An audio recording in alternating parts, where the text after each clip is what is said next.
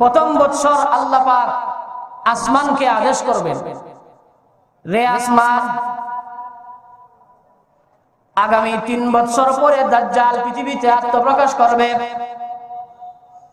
এই দাজ্জাল আত্মপ্রকাশ করার জন্য পৃথিবীটাকে দাজ্জাল এসে দাজ্জালের পরিবেশ সঠিকভাবে দাজ্জাল যাতে এই পৃথিবীতে তার যে পরিবেশ চায়, যে পরিস্থিতি চায়, এবং আমি যে ইমানদারদের ইমানকে পরীক্ষা করতে চাই, মুসলমানদের ইসলামকে পরীক্ষা করতে চাই, এই জন্য আমি আল্লাহ রাব্বুল আলামিন এই পৃথিবীতে দাজ্জাল নামক একটা ব্যক্তিকে পাঠাবো, যেই ব্যক্তির মাধ্যমে আমি ইমানদারের ইমানকে পরীক্ষা করব, মুসলমানদের ইসলামকে আমি পরীক্ষা করব। আল্লাহ রাব্বুল আলামিন আসমানকে বলবেন, হে আসমান, তুমি 1/3 বৃষ্টি বন্ধ করে দাও। দাজ্জাল আগমনের 3 বৎসরের প্রথম বৎসর আল্লাহ পাক আসমানকে বলবেন, হে আসমান, তুমি 1/3 বৃষ্টি বন্ধ করে দাও। 3 ভাগের 1 ভাগ বৃষ্টি আসমান বন্ধ করে দিবে আল্লাহর হুকুম পাওয়ার পর।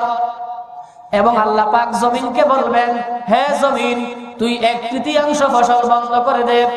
জমিন আল্লাহর হুকুমে 1/3 ফসল বন্ধ করে দিবে। প্রথম বৎসর আসমান এবং জমিন 1/3 বৃষ্টি এবং 1/3 ফসল বন্ধ করে দিবে। দ্বিতীয় বৎসর যখন আগমন করবে আল্লাহ পাক আবার আদেশ করবেন, হে আসমান, আমি তোমাকে হুকুম করলাম 2/3 বৃষ্টি বন্ধ করে দাও। আল্লাহর হুকুমে আসমান 2/3 বৃষ্টি বন্ধ করে দিবে। আল্লাহ পাক জমিনকে বলবেন, হে জমিন, তুমি 2/3 ফসল বন্ধ করে দাও। আল্লাহর হুকুমে জমিন 2/3 ফসল বন্ধ করে দিবে। দ্বিতীয় বৎসর আল্লাহর হুকুমে আসমান জমিন 2/3 বৃষ্টি এবং ফসল বন্ধ করে দিবে। তৃতীয় বৎসর যখন আগমন করবে মুসলমানের সামনে আল্লাহ পাক আসমানকে হুকুম করবেন, হে আসমান, তুমি পুরাপুরি বৃষ্টি বন্ধ করে দাও। আল্লাহ পাক জমিনকে আদেশ করবেন, হে জমিন, তুমি পুরাপুরি ফসল বন্ধ করে দাও। আল্লাহর আদেশে আসমান পুরাপুরি বৃষ্টি বন্ধ করে দিবে, জমিন পুরাপুরি ফসল বন্ধ করে দিবে। তৃতীয় বৎসরের বৃষ্টি বন্ধ হয়ে যাওয়ার কারণে, একেবারে বৃষ্টি বন্ধ হয়ে যাওয়ার কারণে, জমিনে একেবারে ফসল বন্ধ করে দেওয়ার কারণে, বৃষ্টির অভাবে আর ফসলের অভাবে গোটা পৃথিবী খাদ্য সংকটে পড়ে যাবে। গোটা পৃথিবী খাদ্য সংকটে পড়ে যাবে। এই পরিস্থিতিতে আল্লাহ পাক দাজ্জালকে পৃথিবীতে পাঠাবেন। কিন্তু আমাদের তো এখানে একটা বিষয় বোঝার দরকার। আল্লাহর রাসূল বললেন যে দাজ্জাল আগমনের নিকটবর্তী 3 বৎসর আসমান জমিন বৃষ্টি এবং ফসল বন্ধ করে দিবে। তো বৃষ্টি যদি বন্ধ হয়ে যায়, ফসল যদি বন্ধ হয়ে যায়, তাহলে আমরা আমাদের খাদ্য সামগ্রী সঞ্চয় করব কিভাবে? আমরা আমাদের জীবন রক্ষা করব কিভাবে? বৃষ্টির অভাবে পানি বন্ধ হয়ে গেল, আমরা আমাদের পানির প্রয়োজন কিভাবে মেটাবো? জমিনে ফসল বন্ধ করে দিল, ফসলের অভাবে আমরা খাদ্য সংকটে পড়ে গেলাম, আমাদের জান রক্ষা হবে কিভাবে? আমরা আমাদেরকে রক্ষা করব কিভাবে? পানি এবং খাদ্যের অভাবে আমরা আমাদের জীবন নিয়ে শঙ্কায় পড়ে যাব, আমরা আমাদের জীবন কিভাবে রক্ষা করব? সাহাবায়ে কেরাম রাসূলকে জিজ্ঞাসা করেন, ইয়া রাসূলুল্লাহ, আসমান যদি বৃষ্টি বন্ধ করে দেয়, জমিন যদি বৃষ্টি বন্ধ করে দেয়, তাহলে আমরা আমাদের জীবন রক্ষা করব কিভাবে? আল্লাহর রাসূল সাহাবাদেরকে বলেন, ও আমার সাহাবায়ে কেরাম, আমি আল্লাহর নবী তোমাদেরকে একটা আমলের কথা বলে যাই। এই আমল যদি তোমরা করতে পারো, আল্লাহ পাক তোমাদের খাদ্য সংকটের অভাবে তোমাদেরকে আল্লাহ পাক পৃথিবী থেকে নিঃশব্দ করে দিবেন না। ও দুনিয়ার মুসলমানেরা, আমি বিশ্ব নবী তোমাদেরকে যে আমলের কথা বলে যাই, সেই আমল যদি তোমরা তৎসময়ে করতে পারো, খাদ্যের পূরণ মিটাইয়া দিবে আল্লাহ পাক, পানির প্রয়োজন আল্লাহ পাক মিটাই দিবে। মানুষ পিপাসার্ত হবে না, তৃষ্ণার্ত হবে না, মানুষ পিপাসার্ত হবে না, পিপাসায় মানুষ কাতর হবে না, খাদ্য সংকটের অভাবে মানুষ ভুকের কারণে মৃত্যুবরণ করবে না। সাহাবায়ে কেরাম যখন রাসূলকে জিজ্ঞাসা করলেন, ইয়া রাসূলুল্লাহ, খাদ্যের সংকটে মুসলমানরা পড়ে গেলে মুসলমানরা কিভাবে নিজের জীবনকে রক্ষা করবে? আল্লাহর রাসূল সাল্লাল্লাহু আলাইহি ওয়াসাল্লাম ফরমান, ও ও আমার মুসলমানেরা, আমি তোমাদেরকে দুইটা আমলের কথা বলে যাই। এই দুইটা আমল যদি তোমরা সঠিকভাবে করতে পারো, আল্লাহ পাক ওই আমলের বিনিময়ে তোমাদের খাবারের প্রয়োজন মিটাইয়া দিবেন। আমল করলে কি হবে? খাদ্যের প্রয়োজন মিটে যাবে। পাকস্থলীতে খাবার যখন যায় তখন পাকস্থলীর খাদ্যের প্রয়োজন মিটে যায়। কথা ঠিক কিনা বলুন? পাকস্থলীতে খাবার পৌঁছলে পরে পাকস্থলীর খাবারের যে প্রয়োজন, সেই প্রয়োজনীয়তা মিটে যায়, চাহিদা মিটে যায়। সাহাবারা রাসূলকে জিজ্ঞাসা করলেন, ইয়া রাসূলুল্লাহ, ইয়া হাবিবাল্লাহ, খাদ্যের সংকট দেখা দিবে, আমরা আমাদের জান কিভাবে বাঁচাবো? আল্লাহর রাসূল বলেন, তোমাদেরকে আমি দুইটা আমলের কথা বলতেছি। এক নাম্বার আমল হলো, আল্লাহর নবী বলেন তাকবীর। আল্লাহর নবী বলেন আল্লাহু আকবার, আল্লাহু আকবার। এই তাসবিহ খাদ্য সংকটের সময় যদি কেউ আল্লাহু আকবারের তাসবিহ জপন করে, আল্লাহর নবী ফরমান, তোমার খাদ্য সংকটের সময় পানির পিপাসা লাগবে না। আল্লাহ পাক আল্লাহু আকবারের জপনের উসিলায় তোমার পানির পিপাসার চাহিদা মিটাইয়া দিবেন। পানির পিপাসা আল্লাহ পাক মিটাইয়া দিবেন। খাদ্যের প্রয়োজন, পাকস্থলীতে খাবারের প্রয়োজন, খাদ্য সংকট পড়েছে পৃথিবীতে, আল্লাহ পাক আল্লাহর রাসূল সাল্লাল্লাহু আলাইহি ওয়াসাল্লাম ফরমান, তুমি যদি আল্লাহু আকবারের তাসবিহ জপতে পারো, খাদ্যের প্রয়োজন মিটে যাবে। পাকস্থলীতে খাদ্য যাওয়ার পর পাকস্থলীর যেমন খাবারের চাহিদা পূরণ হয়ে যায়, দুর্ভিক্ষের সময়, দাজ্জাল আগমনের পূর্ববর্তী দুর্ভিক্ষের সময়, মহা দুর্ভিক্ষের সময় যদি কোনো মানুষ আল্লাহু আকবারের তাসবিহ সকালে জপে, আল্লাহু আকবারের তাসবিহ বিকাল বেলা জপে, আল্লাহর রাসূল ফরমান, তোমার সেই সময় পিপাসা লাগবে না, তোমার খাদ্যের কোনো চাহিদা হবে না। খাদ্য এবং পানির চাহিদা সবগুলো আল্লাহ পাক আল্লাহু আকবারের তাসবিহর উসিলায় মিটাইয়া দিবে। আল্লাহু আকবারের তাসবিহর উসিলায় আল্লাহ পাক খাদ্যের চাহিদা মিটাইয়া দিবেন। পানির পিপাসা লাগবে না, পেটের খিদা লাগবে না। আল্লাহু আকবারের তাসবিহ যখন করতে পারবে, এটা হলো কি প্রথম আমল। এই জন্য আমরা যারা বর্তমানে দুনিয়াতে আছি, দাজ্জাল যদি আমাদের উপস্থিতিতে আত্মপ্রকাশ করে আর খাদ্য সংকট দেখা দেয়, আমরা এই আমলটা সকলে করবো তো? সবাই রাজি আছি তো ইনশাআল্লাহ? হ্যাঁ, যদি আমাদের জীবদ্দশায় দাজ্জাল আত্মপ্রকাশ করে আর আমরা খাদ্য সংকটে পড়ে যাই, আল্লাহর রাসূল বলেন আল্লাহু আকবারের তাসবিহ যখন সকালবেলা করতে পারলে, বিকাল বেলা করতে পারলে, পানির পিপাসা হবে না, খাদ্যের চাহিদা শরীরে আসবে না। পাকস্থলীতে খাবারের দ্বারা যে চাহিদা পূরণ হয়, আল্লাহু আকবারের তাসবিহ দ্বারা খাবারের চাহিদা পূরণ হবে। পানির যে পিপাসা হয়, আল্লাহু আকবারের তাসবিহ জপনের দ্বারা পানির পিপাসা আল্লাহ পাক মিটাইয়া দিবেন। এরপরে আল্লাহর রাসূল বলেন, ও আমার সাহাবায়ে কেরাম, আমি আল্লাহর রাসূল আরেকটা আমলের কথা তোমাদেরকে বলতে চাই। আলহামদুলিল্লাহর আমল যদি তোমরা করতে পারো, দাজ্জাল পৃথিবীতে আগমন করার নিকটবর্তী 3 বছরে যখন মহা দুর্ভিক্ষ দেখা দিবে, তখন সময় দুর্ভিক্ষের কারণে তোমরা কিভাবে তোমাদের জানকে বাঁচাবে, তোমরা কিভাবে নিজেদেরকে রক্ষা করবে, তোমাদের তো পিপাসা লাগবে, কিভাবে তোমাদের পিপাসা নিবারণ হবে, তোমাদের খাদ্যের চাহিদা হবে, কিভাবে খাবারের চাহিদা মিটবে, আল্লাহ রাব্বুল আলামিন বিশ্ব নবীকে ওহীর মাধ্যমে জানাইয়া দিয়েছেন, ওগো বিশ্ব নবী, আপনি ঘোষণা করে দিন, আপনার উম্মতেরা দাজ্জাল আগমনের নিকটবর্তী সময়ে যদি আলহামদুলিল্লাহর তাসবিহ পাঠ করতে পারে, সকালবেলা বিকালবেলা যদি আলহামদুলিল্লাহর তাসবিহ পাঠ করতে পারে, আমি আল্লাহ আলহামদুলিল্লাহর তাসবিহর উসিলায় তার পানি এবং খাবারের চাহিদা মিটাইয়া দেব। তাইলে আল্লাহু আকবার এবং আলহামদুলিল্লাহ এই দুইটা তাসবিহর উসিলায় আল্লাহ পাক আমাদের পানির পিপাসা মিটাইয়া দিবেন, খাবারের চাহিদা পূরণ করে দিবেন। তাহলে দাজ্জাল যেমন সবচেয়ে বড় ফিতনা, মানুষের ঈমান নিয়ে হুলি খেলা খেলবে দাজ্জাল, ইমানদার মুসলমানদেরকে বেঈমান বানাবে, ইমানদারদেরকে বেঈমান বানাবে, মুসলমানের ইসলামকে হরণ করবে, মুসলমানের আমলকে নষ্ট করবে। আল্লাহ রাব্বুল আলামিন দাজ্জালের মাধ্যমে মুসলমানদের ঈমান ইসলাম পরীক্ষা করবেন। পাশাপাশি আল্লাহ রাব্বুল আলামিন এবং আল্লাহর রাসূল দাজ্জালের ফিতনা থেকে ঈমানকে রক্ষা করার, দাজ্জালের ফিতনা থেকে নিজের ইসলামকে রক্ষা করার ব্যবস্থাও দিয়েছেন। এই জন্য আমাদের ভয়ের কোনো কারণ নেই, আমাদের টেনশন করার কোনো কারণ নেই, আমাদের চিন্তা করার কোনো কারণ নেই। দাজ্জাল যদি আত্মপ্রকাশ করে তাহলে যে আমলগুলো করার দরকার সেই আমলগুলো যদি আমরা সঠিকভাবে করতে পারি, আল্লাহ পাক আমাদেরকে দাজ্জালের ফিতনা থেকে অবশ্যই রক্ষা করবেন। আপনারা কি বলেন, আল্লাহ পাক আমাদেরকে কি আমল করলে আমলের বিনিময়ে দাজ্জালের ফিতনা থেকে রক্ষা করবেন না? অবশ্যই আল্লাহ পাক আমাদেরকে দাজ্জালের ফিতনা থেকে রক্ষা করবেন। এই দাজ্জাল কখন আত্মপ্রকাশ করবে পৃথিবীতে, এটার দিন তারিখ কোরআনেও নাই, হাদিসেও নাই। গুরুত্ব সহকারে কথাটা শুনি আমরা।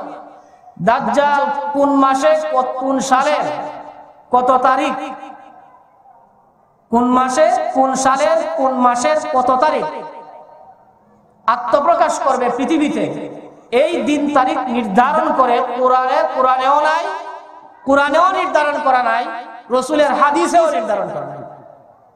এখন যদি কেউ দাবি করে যে আগামী 2025 সাল দাজ্জাল আত্মপ্রকাশ করবে, 2026 সাল দাজ্জাল আত্মপ্রকাশ করবে, 2045 সাল দাজ্জাল আত্মপ্রকাশ করবে, 2020 সাল দাজ্জাল আত্মপ্রকাশ করবে, তাইলে নির্ধারণ করে তারিখ ঘোষণা করাটা এটা কোরআন হাদিসের মুওয়াফিক হইল না কোরআন হাদিসের মুখালিফ হইল? কথা বলুন, কোরআন হাদিসের মুওয়াফিক হইল, কোরআন মুওয়াফিক হইল না কোরআন বিরোধী হইল? কোরআন বিরোধী।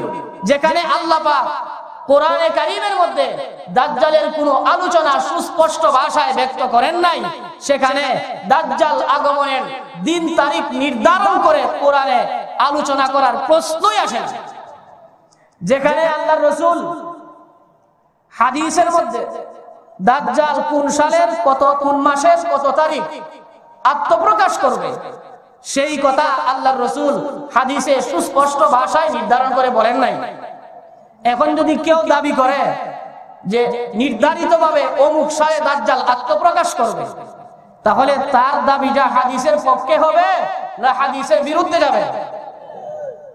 তাইলে দাজ্জাল আত্মপ্রকাশের নির্ধারিত তারিখ ব্যক্ত করা, যেই নির্ধারিত তারিখের কথা কোরআনেও নাই, যেই নির্ধারিত তারিখের কথা রাসূলের হাদিসেও নাই, কোরআন এবং হাদিসে দাজ্জাল আত্মপ্রকাশ করার নির্ধারিত তারিখ যেখানে উল্লেখ নাই, সেখানে কোন সংগঠন, কোন ব্যক্তি যদি দাবি করে যে অমুক সালের কত তারিখ দাজ্জাল আত্মপ্রকাশ করবে, আমরা নির্দ্বিধায় দ্ব্যর্থহীন ভাষায় বলতে পারি তাদের এই দাবিটা কোরআন বিরোধী দাবি, তাদের এই দাবিটা রাসূলের হাদিস বিরোধী দাবি।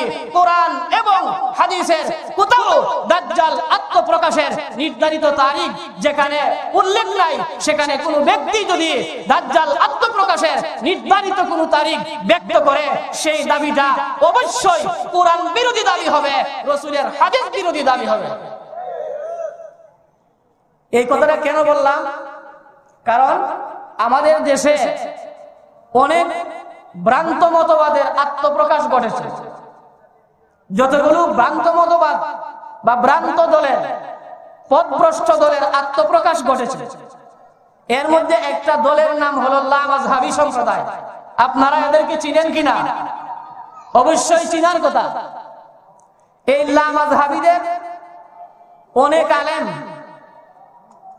এই কথা দাবি করেন যে দাজ্জাল বা ইমাম মাহদী অমুক সালের এত তারিখ আত্মপ্রকাশ করবেন।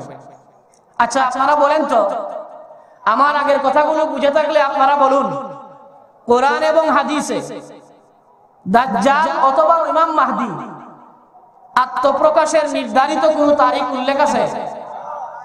আল্লাহ কোরআনে বলেছেন? বলেন নাই। রাসূল হাদিসে ব্যক্ত করেছেন?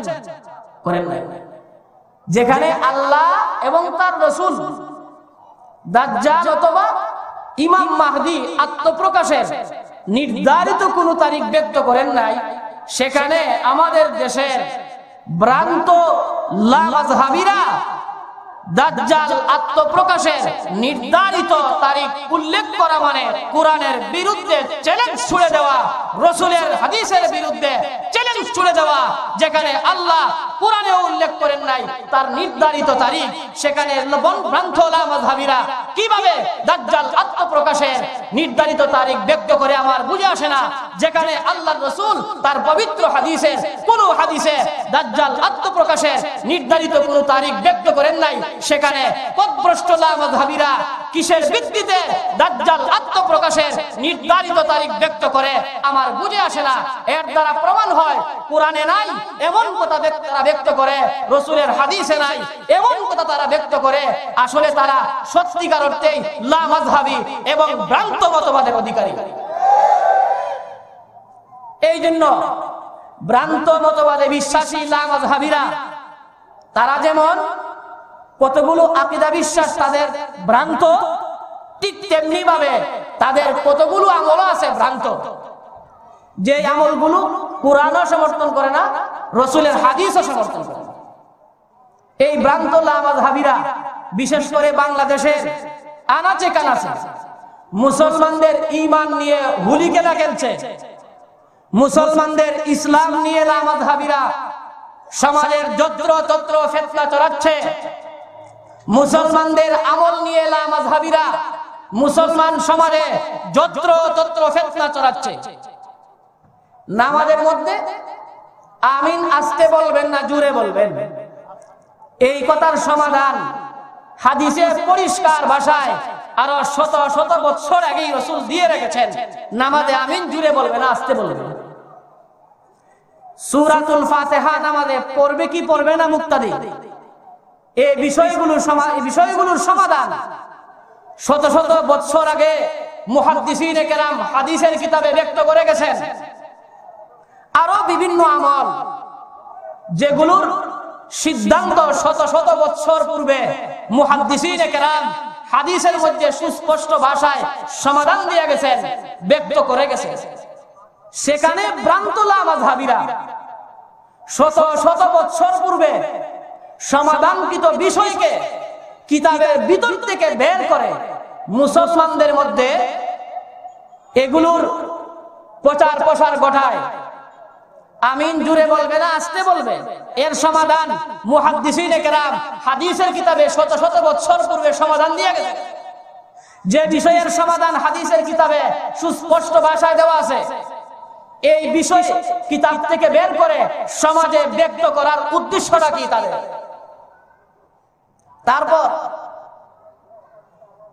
আমলের উসিলায় আল্লাহর কাছে দোয়া করা যাবে কি যাবে না? আম্বিয়ায়ে কেরামের উসিলায় দোয়া করা যাবে কি যাবে না? জীবিত ওলিয়া উলিয়াদের উসিলায় আল্লাহর কাছে দোয়া করা যাবে কি যাবে না? এই সমস্ত বিষয় শত শত বছর পূর্বে হাদিসের কিতাবে কোরআন এবং হাদিসে এগুলোর সুস্পষ্ট সমাধান দেওয়া হয়ে গেছে। যে বিষয়গুলোর সুস্পষ্ট সমাধান শত শত বছর পূর্বে হাদিসে দেওয়া হয়েছে, এই সমাধানকৃত বিষয়গুলোকে আবার পুনরায় কিতাব থেকে খুঁজে বের করে মুসলমান সমাজে এগুলোর প্রচার প্রসার ঘটানো। নবীগণের উসিলায় দোয়া করা যাবে না, আমলের উসিলায় দোয়া করা যাবে না, ওলিয়া উলিয়াদের উসিলায় দোয়া করা যাবে না, অথচ নবীগণের উসিলায় দোয়া করা যাবে কি যাবে না? এগুলোর সমাধান হয়ে আছে, কোরআনেও আছে, রাসূলের হাদিসেও আছে। তারপর ওলিয়া উলিয়াদের উসিলায় দোয়া করা যাবে কি যাবে না?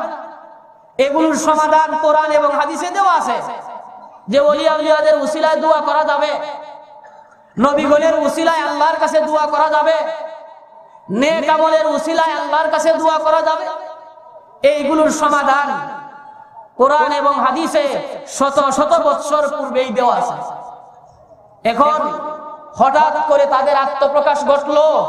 তাদের কেউ বলে নবীগণের উসিলায় দোয়া করা যাবে না, কেউ বলে আউলিয়া কেরামের উসিলায় দোয়া করা যাবে না, কেউ বলে নেক আমলের উসিলায় দোয়া করা যাবে না। আচ্ছা আপনারা বলেন তো, এই বিষয়গুলোর সমাধান কোরআন এবং হাদিসে শত শত বৎসর পূর্বে থেকে দেওয়া আছে কি আছে না? এগুলোর সমাধান কোরআন এবং হাদিসে আছে কি আছে না? শত শত বৎসর পূর্বে এইগুলোর সমাধান কোরআন এবং হাদিসে ব্যক্ত করা হয়েছে। সমাধান থাকা সত্ত্বেও সমাধানকৃত বিষয়কে কিতাব থেকে বের করে, কোরআন থেকে বের করে মুসলমান সমাজে এগুলো ব্যক্ত করা, এর উদ্দেশ্য হইল ইহুদিদের এজেন্ডা বাস্তবায়ন করা। যদি ভ্রান্ত লামাযহাবীরা ইহুদিদের এজেন্ডা বাস্তবায়নের জন্য মাঠে না নামতো, তা না হলে আল্লাহ রাব্বুল আলামিনের পক্ষ থেকে, রাসূলের পক্ষ থেকে, মুহাদ্দিসিনে কেরামের পক্ষ থেকে শত বছর পূর্বে যে বিষয়গুলোর সুস্পষ্ট সমাধান ব্যক্ত করা হয়েছে, সেই বিষয়গুলো কিতাব থেকে খুঁজে বের করে সমাজে প্রচার প্রসার করা। এর দ্বারা বোঝা যায় তারা আসলে ইসলাম চায় না, তারা আসলে মুসলমানদের ঈমান চায় না, তারা আহলে সুন্নাত ওয়াল জামাতের আমল চায় না, তারা মাঠে ময়দানে যত্রতত্র ইহুদিদের এজেন্ডা বাস্তবায়নে বদ্ধপরিকর। এই জন্য আমাদেরকে ভ্রান্ত লামাযহাবীদের ভ্রষ্টতা সম্পর্কে সদা সর্বদা সজাগ দৃষ্টি রাখতে হবে, যাতে আমরা আমাদের ঈমানকে রক্ষা করতে পারি ভ্রান্ত লামাযহাবীদের খপ্পর থেকে, পথভ্রষ্ট গায়রে মুকাল্লিদিনদের খপ্পর থেকে। এই ভ্রান্ত লামাযহাবীরা তারা আহলে হক সত্যপন্থী উলামায়ে কেরাম তারা কিভাবে হবে? তারা আহলে হক কিভাবে হবে? তারা আহলে হক হওয়ার প্রশ্নই আসে না। কারণ তাদের যে আত্মপ্রকাশের সূচনা, তারা যে সময় আত্মপ্রকাশ করেছিল, ব্রিটিশদের হাতে ধরে তারা আত্মপ্রকাশ করেছে। ব্রিটিশদের সাহায্যে তারা তাদের নাম নির্বাচন করেছে আহলে হাদিস। ভারত উপমহাদেশে দেওবন্দি উলামায়ে কেরাম ভারত উপমহাদেশকে ব্রিটিশ মুক্ত করার জন্য তারা আন্দোলন করছেন, বিপ্লব করছেন। সমাজের সর্বস্তরের মুসলমানদেরকে নিয়ে ব্রিটিশ বিতাড়নের জন্য তারা আন্দোলন করছেন। যেই দেওবন্দি উলামায়ে কেরাম, আহলে হক উলামায়ে কেরাম ব্রিটিশদেরকে ভারত উপমহাদেশ থেকে খেদানোর জন্য আন্দোলন করেন, ভ্রান্ত লামাযহাবীরা ওই ব্রিটিশদের দরবারে যায় তাদের নাম সরকারিভাবে ডায়েরি মুক্ত করার জন্য। আপনারা কি বুঝেন? উলামায়ে কেরাম আন্দোলন করেন ব্রিটিশদের বিরুদ্ধে, ব্রিটিশদেরকে পাকিস্তান ছাড়া করার, পাকিস্তান থেকে বিদায় করার জন্য, ব্রিটিশদেরকে বাংলাদেশ থেকে খেদাইবার জন্য, ব্রিটিশদেরকে ভারত থেকে খেদাইবার জন্য, ভারত উপমহাদেশ থেকে ব্রিটিশদেরকে খেদাইবার জন্য উলামায়ে দেওবন্দ আন্দোলন করেছে। ভারত উপমহাদেশের মুসলমানেরা আন্দোলন করেছে। আর সেই ব্রিটিশদের কাছে নাম ডায়েরি মুক্ত করাইবার জন্য ভ্রান্ত লামাযহাবীরা তাদের কাছে আবেদন পেশ করে। এর দ্বারা সুস্পষ্টভাবে প্রমাণিত হয়ে গেল, যারা যে সমস্ত উলামায়ে কেরাম, একদিকে উলামায়ে কেরাম ব্রিটিশ বিতাড়নের জন্য আপামর জনতাদেরকে নিয়ে ব্রিটিশ বিরোধী আন্দোলনে লিপ্ত, আর অপর দিক থেকে ভ্রান্ত লামাযহাবীরা এই ব্রিটিশ সরকারের কাছে আবেদন করে তাদের নাম সরকারিকরণের জন্য, তাদের নাম ডায়েরিভুক্ত করাইবার জন্য। এতে সুস্পষ্টভাবে প্রমাণিত হয়ে যায় তারা ব্রিটেনের দালাল, তারা ইংরেজের দালাল, তারা ইহুদিদের এজেন্ডা বাস্তবায়নে ব্যপ্ত, তারা ইহুদিদের এজেন্ডা বাস্তবায়নে লিপ্ত, তারা খ্রিস্টানদের বা এজেন্ডা বাস্তবায়নে লিপ্ত।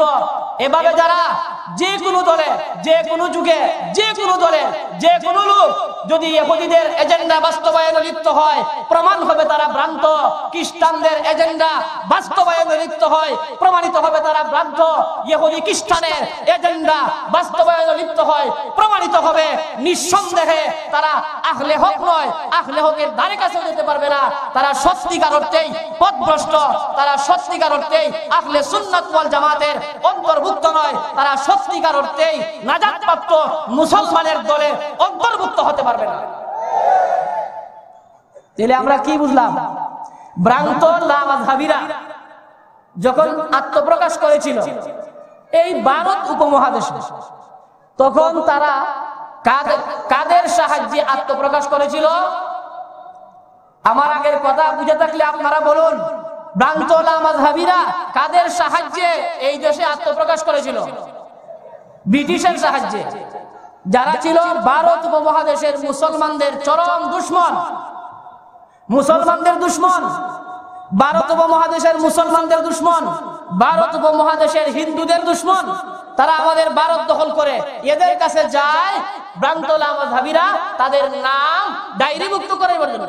এতেই তো প্রমাণিত হয়ে যায়, সুস্পষ্টভাবে প্রমাণিত হয়ে যায় এরা ইহুদি খ্রিস্টানের এজেন্ডা বাস্তবায়নে মাঠে নামছে। এই জন্য আমাদেরকে তারা যে মতবাদ সমাজে প্রচার প্রসার করে সেই মতবাদ থেকে নিজেদেরকে রক্ষা করতে হবে। তারা যে আমলের কথা বলে সেই আমল থেকে নিজেদেরকে বাঁচাতে হবে। যদি আমরা তাদের ভ্রান্ত মতবাদ থেকে নিজের আকীদাকে হেফাজত করি না, যদি আমরা তাদের ভ্রান্ত আমল থেকে নিজেদের আমলকে হেফাজত করি না, তাহলে আমরা এত জীবন পর্যন্ত উলামায়ে কেরামের নির্দেশ মতে আমরা যে আকীদা পোষণ করে আসছি সেই আকীদা আমরা পরিবর্তন করে ফেললাম। আহলে হক উলামায়ে কেরাম এত বছর যাবত, এত জীবন যাবত আমাদেরকে যে আকীদা শিখিয়ে আসছেন সেই আকীদা থেকে আমরা সরে গেলাম। মনে করবেন আপনারা যে ইহুদিদের এজেন্ডা বাস্তবায়নে যারা মাঠে নামছে তাদের আকীদা পোষণ করেছেন, উলামায়ে কেরামের পক্ষ থেকে আপনারা সরে গেছেন, উলামায়ে কেরামের আকীদা থেকে সরে গেছেন। জেনে রাখবেন আপনারাও ইহুদিদের এজেন্ডা বাস্তবায়নে সহযোগী হয়ে যাবেন। এই জন্য যদি আপনারা নিজেদেরকে ইহুদিদের এজেন্ডা বাস্তবায়নে যারা মাঠে নামছে তাদের সহযোগী হওয়া থেকে নিজেদের আকীদাকে রক্ষা করতে চান, উলামায়ে আহলে হক যে কথা বলেন, যে আকীদার কথা বলেন সেই আকীদা মতে নিজের আকীদা স্থাপন করতে হবে, সেই বিশ্বাস মতে নিজের ঈমানকে রক্ষা করতে হবে। আর ভ্রান্ত লামাযহাবীরা যে আমলের কথা বলে সেই আমল যদি আপনি গ্রহণ করেন আর এত জীবন যাবত, এত দিন, দীর্ঘ হাজার হাজার বছর যাবত উলামায়ে কেরাম যে আমল যেভাবে করার কথা বলছেন বা বলে আসতেছেন সেই আমল আপনি লামাযহাবীদের খপ্পরে পড়ে ছেড়ে দিলেন, জেনে রাখবেন আপনি উলামায়ে আহলে হকের আমল থেকে সরে যাওয়ার কারণে ইহুদিদের এজেন্ডা বাস্তবায়নে যারা লিপ্ত, ইহুদি খ্রিস্টানদের এজেন্ডা বাস্তবায়নে যারা মাঠে নামছে তাদের সঙ্গ দিলেন, আপনি আহলে হক হতে পারবেন না, আপনি সত্যিকার অর্থে নাজাতপ্রাপ্ত মুসলমানের অন্তর্ভুক্ত হতে পারবেন না।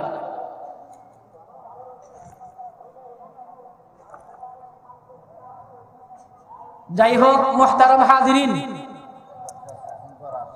তাইলে আমরা ভ্রান্ত লামাযহাবীদের কিছু ভ্রান্ত মতবাদ, কিছু ভ্রান্ত আমল সম্পর্কেও আমরা বুঝতে পারলাম। বিশেষ করে লামাযহাবীদের কথাটা আসছিল যে তারাও সুনির্ধারিতভাবে, তাদের অনেকে সুনির্ধারিতভাবে দাজ্জাল আগমনের তারিখ উল্লেখ করে। আসলে বাস্তবে যা কোরআনেও নাই হাদিসেও নাই, দাজ্জাল কত তারিখ আগমন করবে কোরআন হাদিসে নাই, এমন কথা নির্ধারণ করে বলা এটা অবশ্যই কোরআন এবং হাদিস বিরোধী কথা। যাই হোক, আমি আপনাদের সম্মুখে আলোচনা করতেছিলাম দাজ্জাল সম্পর্কে। দাজ্জাল থেকে বাঁচার যতগুলো আমল আছে এর মধ্যে আরেকটা আমল হইল, আমি আপনাদেরকে মাগরিবের আগে বলছি যে দাজ্জালের কথা সমাজে বেশি বেশি প্রচার প্রসার করা। দাজ্জালের কথা সমাজের কাছে কি করা? প্রচার প্রসার। আল্লাহর রাসূল সাল্লাল্লাহু আলাইহি ওয়াসাল্লাম ব্যক্ত করেছেন, হে আমার মায়ার মুসলমান উম্মতেরা, আমি বিশ্ব নবী তোমাদেরকে ঘোষণা করে গেলাম, মা মিন নাবিয়্যিন ইল্লা আনযারা কওমাহু আনিদ দাজ্জাল। ও আমার মুসলমান উম্মতেরা, আদম নবী থেকে শুরু করে হযরতে ঈসা পয়গম্বর পর্যন্ত প্রত্যেক নবী আপন আপন জাতিকে দাজ্জাল সম্পর্কে সতর্ক করে গেছেন। কোন নবী দাজ্জাল সম্পর্কে বিস্তারিত কোনো বিবরণ দেন নাই।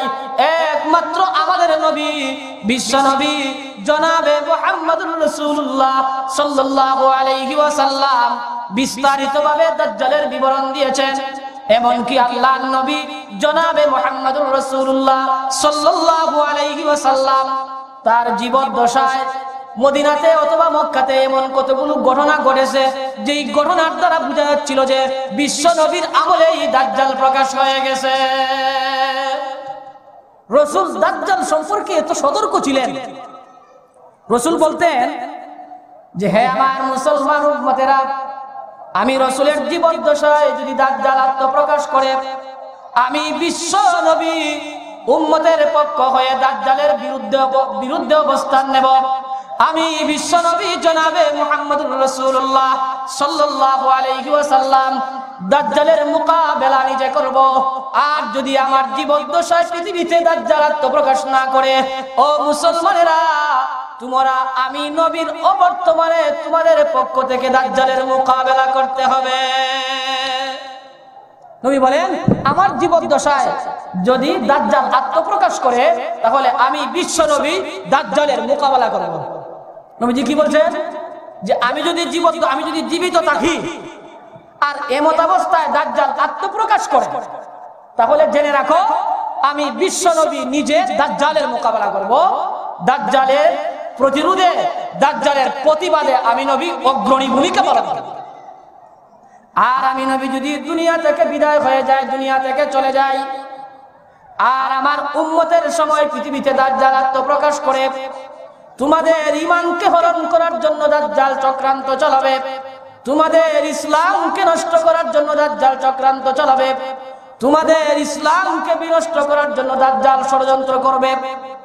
ও মায়ার মুসলমানেরা, দুনিয়াতে তোমাদের মধ্যে যদি দাজ্জালের আগমন ঘটে যায়, তাহলে তোমরা নিজেরাই দাজ্জালের বিরুদ্ধে প্রতিবাদ গড়ে তুলবে।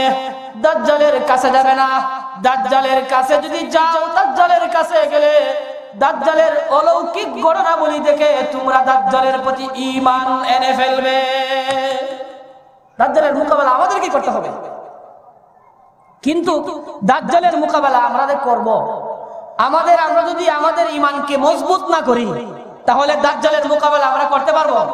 আপনারা কি বলেন?